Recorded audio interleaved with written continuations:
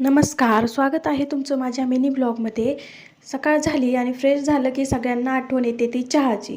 म्हणूनच इकडे मी छान असा चहा ठेवायला घेतला होता आणि चहा ठेवून झाला की डोक्यात विचार येतो आज भाजी काय बनवायची।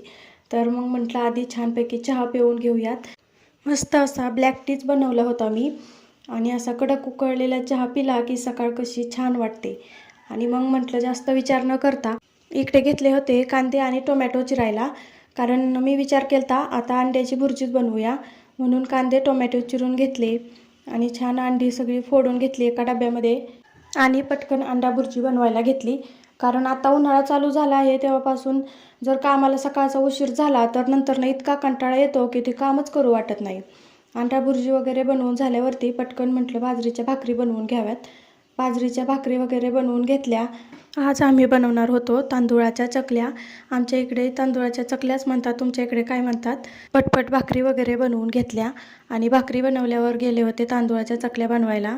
तिकडे गेल्यावर चीक वगैरे आधी तयार करून घेतला आणि मग चीक तयार झाल्यावरती तांदूळाच्या चकल्या घालून घेतल्या।